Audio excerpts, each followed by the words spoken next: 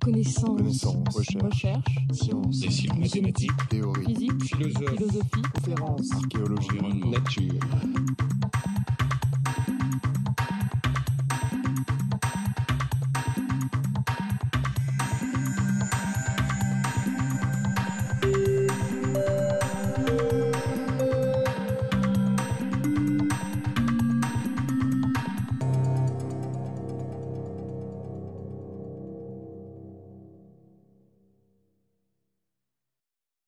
Mesdames, Messieurs les professeurs du Collège de France, distingués invités, Mesdames, Messieurs, au moment d'entamer la table ronde de ce matin consacrée aux perspectives d'évolution à court et moyen long terme du climat, des glaces et de l'océan, je veux renouveler au nom de l'Office parlementaire des choix scientifiques et technologiques mes plus chaleureux remerciements au professeur Pierre Corvol, administrateur du Collège de France, d'avoir accepté l'organisation de ce colloque commun à l'occasion de la clôture de la 4e année polaire internationale.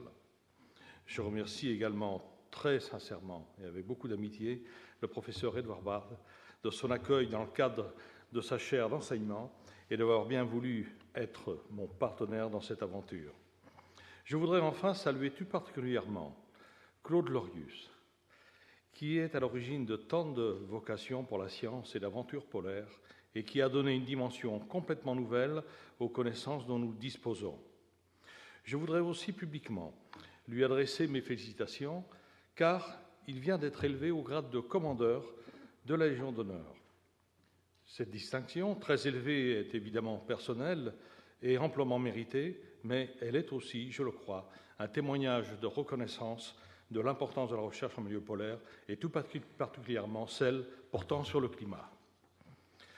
Permettez-moi également un mot personnel. C'est un immense honneur pour moi de m'exprimer ce matin devant vous au Collège de France. Quand, comme moi, on a eu un parcours scientifique non conventionnel, puisque ancien apprenti ajusteur, je n'ai pas fait d'études secondaires, je n'ai jamais passé de baccalauréat, j'ai préparé un diplôme d'ingénieur par le CNAM et fait une thèse ensuite dans les sciences de l'ingénieur. Et j'ai terminé ma carrière scientifique comme maître de conférence à l'École centrale avant de partir dans une activité politique.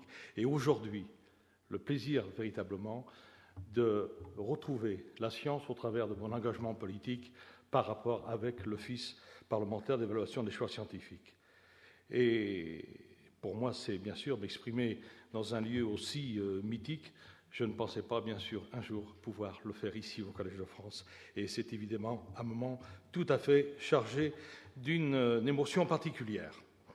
Avant que les éminents spécialistes du climat, de la glace et de l'océan qui sont ici réunis nous présentent l'état de la science, je voudrais souligner la nouveauté fondamentale apportée par ces recherches.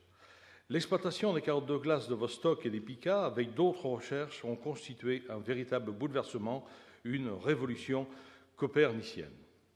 Avec l'habitude, on perd parfois un peu la portée, mais les mots que j'ai employés ne me semblent pas trop forts. Ces résultats dans lesquels les équipes françaises ont joué un grand rôle, aux côtés d'autres pays, ont profondément modifié la vision que l'homme a du climat de la Terre. En ayant désormais une vision sur plus de 800 000 ans, de notre climat, nous avons le recul nécessaire pour comprendre bien des mécanismes qui nous étaient jusque-là incompréhensibles, inaccessibles ou tout simplement inconnus. Nous avons également une vision précise de la variabilité naturelle du climat et par comparaison d'une évolution qui serait liée à l'homme. Des événements politiques et diplomatiques majeurs de ces dernières années s'expliquent directement par ces découvertes, la prise de conscience d'un réchauffement de ces dangers et la nécessité d'en limiter l'ampleur. Tout cela paraît naturel aujourd'hui, limpide et évident, mais retournons-nous en arrière et pensons un instant que nous le devons à l'intuition de grands précurseurs. Je pense à Willy Dansgaard, qui devait, avec une certaine fébrilité, récolter l'eau de pluie lors d'un orage à Copenhague en juillet 1952 pour prouver que la proportion des isotopes de l'oxygène dans les précipitations variait en fonction de la température. Je pense aussi à cet eureka intérieur qu'a dû ressentir Claude Lorius en voyant les bulles d'un glaçon éclater au fond d'un verre de whisky. lui donnant la conviction qu'on pouvait analyser l'atmosphère emprisonnée dans la glace. Je ne sais pas si ces anecdotes sont parfaitement exactes, mais elles ont forcément la beauté de la pomme de Newton et du bain d'Archimède, c'est-à-dire de ces grands moments apocryphes peut-être, mais qui symbolisent des progrès gigantesques dans la science et la compréhension par l'homme de son environnement. Voilà, cher Édouard Baird, je vais maintenant vous céder la parole pour la présentation de la table ronde à laquelle nous allons assister ensemble ce matin. Je vous remercie.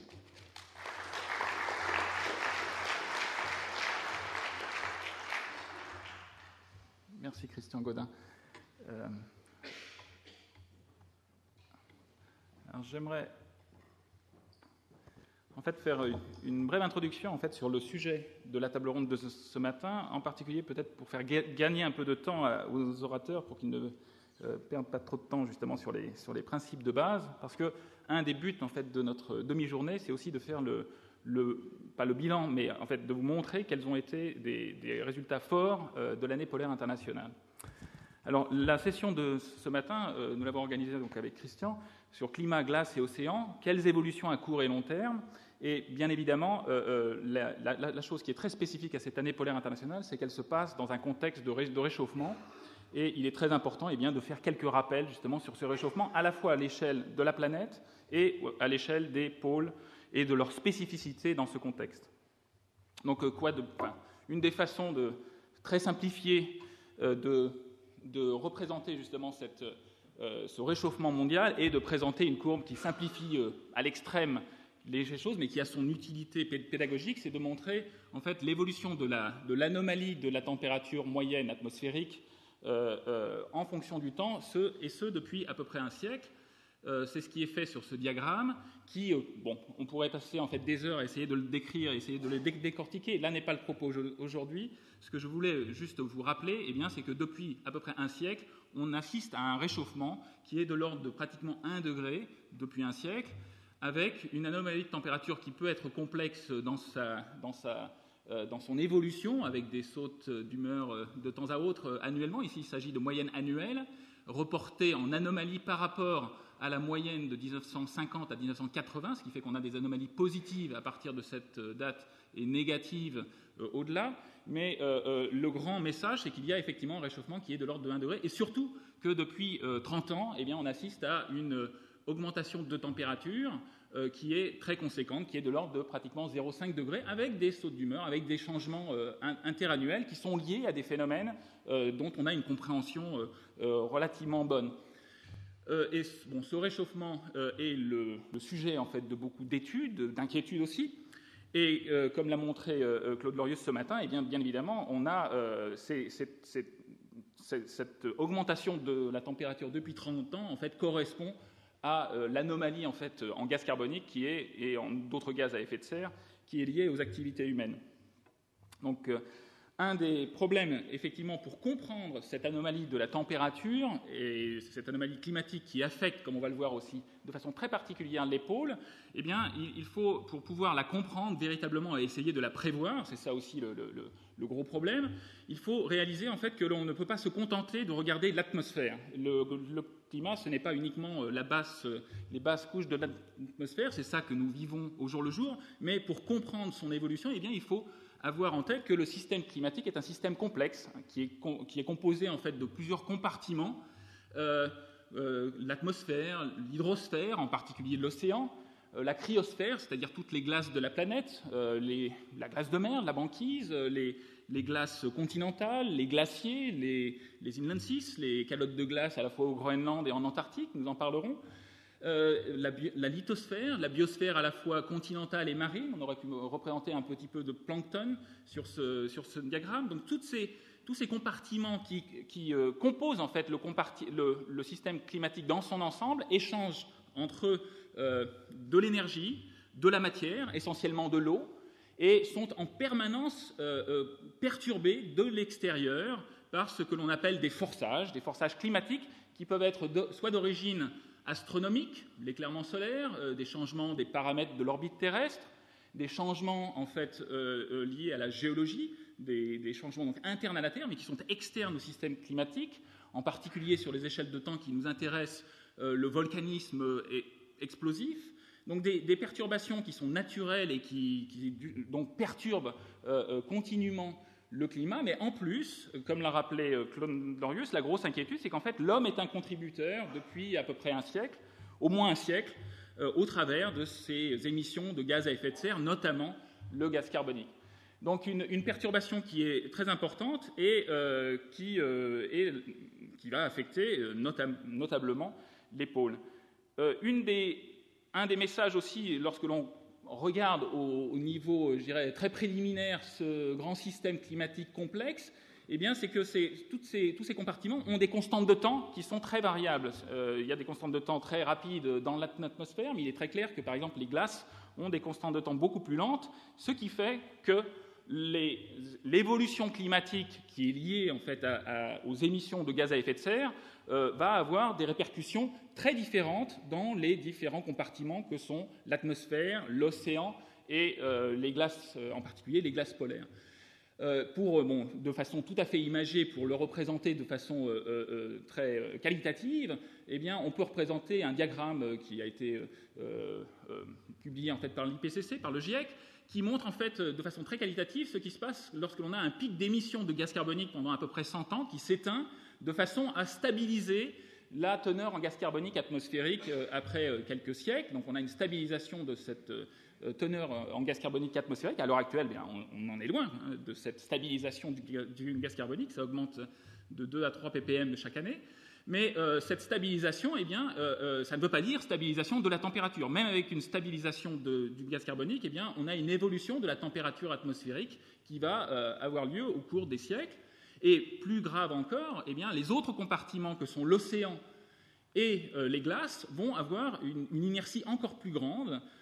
En particulier, on peut regarder justement une des courbes qui est montrée ici, c'est l'élévation du niveau de la mer due à la dilatation thermique. En fait, c'est la propagation de la chaleur dans l'océan qui va avoir justement cette inertie beaucoup plus grande. Et encore à plus long terme, eh bien, l'élévation du niveau de la mer liée à la fonte des glaciers, des inland seas en particulier, va pouvoir avoir des constantes de temps de plusieurs siècles à plusieurs millénaires. Donc une vue très qualitative, mais qui montre dès le départ qu'il faut se soucier à la fois de ces différents compartiments, mais aussi des constantes de temps et de l'inertie de ce système. Alors pour l'instant, je n'ai pas parlé de cartographie et de latitude, mais ce qu'il faut aussi réaliser, et c'est tout le contexte aussi de l'année polaire internationale, c'est que le réchauffement va être amplifié dans les zones polaires. Donc ces régions en fait constituent véritablement sont des sentinelles du changement global qui affectera l'atmosphère, l'océan et les glaces. Et ces trois compartiments seront donc tout à fait importants et les recherches sont tout à fait actives, comme vous allez le voir aujourd'hui.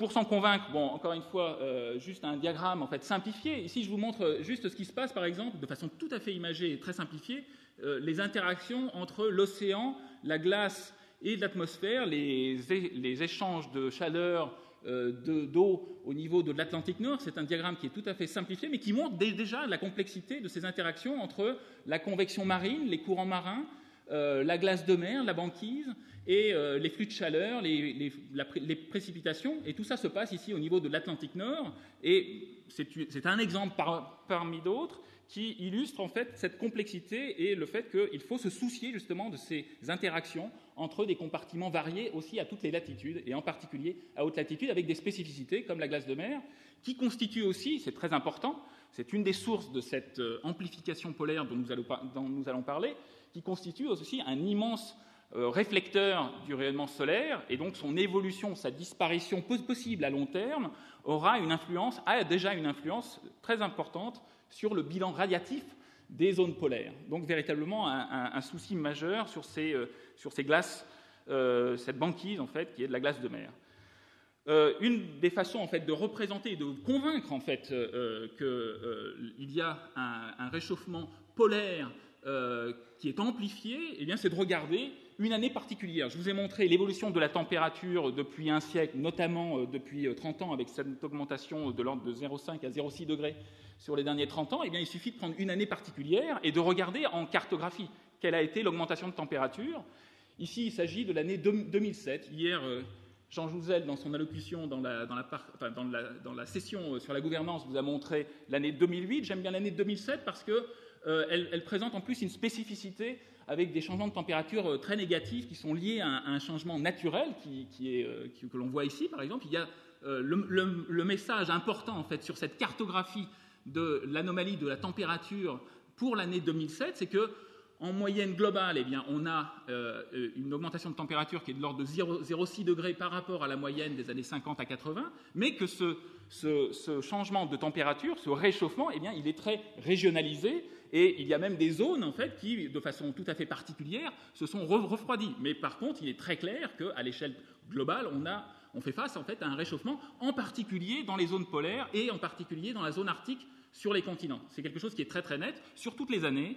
Et alors j'aime bien l'année 2007 parce qu'on voit très nettement un refroidissement très caractéristique qui est en fait la signature d'un phénomène naturel, qui est la phase froide du phénomène de ce qu'on appelle l'oscillation australe. Donc le contraire de El Niño, c'est la phase La Niña, qui est un refroidissement qui est très très net, qui est un phénomène naturel. Donc tous les changements en fait, que l'on voit qui sont liés à cette tendance lente de réchauffement viennent se surimposer à une fluctuation naturelle que l'on peut retracer aussi de façon cartographique en permanence. Donc un réchauffement actuel qui n'est pas uniforme, qui est amplifié au niveau arctique. Ce sera vrai dans le futur.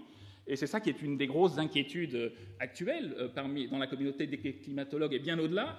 Ici, je vous ai représenté une cartographie obtenue par simulation obtenu avec un modèle climatique, un modèle de circulation générale.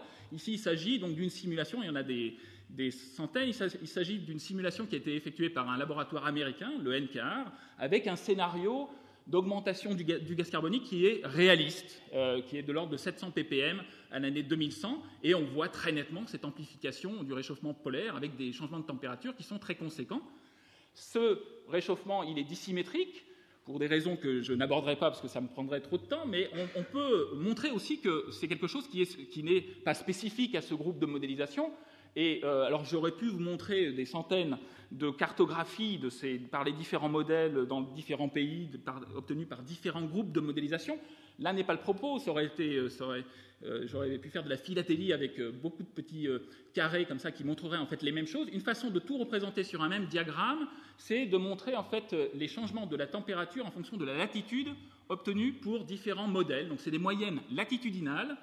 Donc on perd la cartographie, mais on voit quand même les latitudes pour différents modèles. Alors ici, il y a des modèles américains, le modèle de Princeton, le modèle de la NASA, le modèle allemand, des modèles anglais, et puis il y a des modèles français aussi, le modèle de l'IPSL, le modèle de Météo France, du CNRM.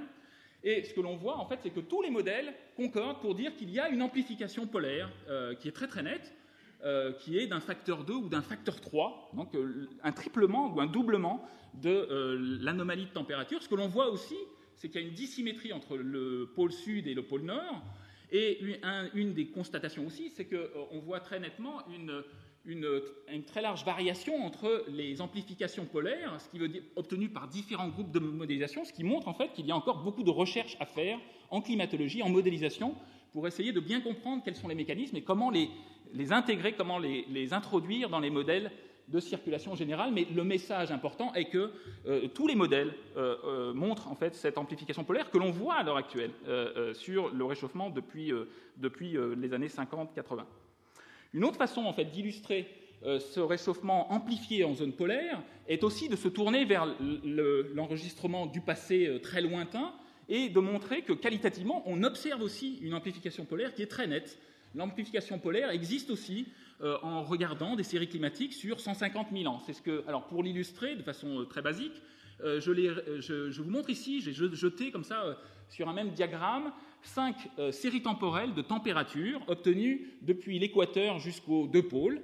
Alors bien évidemment, les températures aux pôles sont beaucoup plus froides qu'à l'équateur. Donc la seule chose que j'ai faite, en fait, c'est de translater toutes ces courbes et de les mettre à la même température actuelle de 15 degrés, qui est la température moyenne mondiale. Et donc ce que vous pouvez voir, c'est que les changements de température à l'équateur, en particulier la courbe rouge, là ce sont des études que nous avons réalisées à Aix-en-Provence sur des sédiments marins. Ce que j'ai représenté aussi, ce sont les températures à Vostok obtenues dans dans les carottes de glace, dans la carotte de glace mythique de Vostok, qui est représentée ici en bleu. J'ai représenté aussi les températures, le delta de température, ou les températures normalisées, translatées à cette valeur de 15 degrés actuelle pour le Groenland, pour la carotte North Grip. On voit très nettement que pour toute cette période, il y a une amplification majeure du changement de température. Alors, ce que l'on voit ici, ce sont des phénomènes qui sont naturels, qui n'ont rien à voir avec l'homme. C'est essentiellement la dernière grande glaciation. On voit aussi ici, à ce niveau, vers 130 000 ans, la dernière période interglaciaire. On pourrait regarder finement pour voir que les mêmes événements peuvent être vus à la fois à l'équateur et au pôle, mais on voit de façon tout à fait caractéristique, encore plus même que dans les simulations, parce qu'ici on a des phénomènes aussi qui sont encore plus lents sur des centaines de milliers d'années. On voit très nettement ce phénomène d'amplification qui est dissymétrique entre les deux pôles. Donc c'était un peu le contexte que je voulais présenter en préambule, en fait, pour véritablement montrer la spécificité de ce réchauffement mondial au niveau des pôles.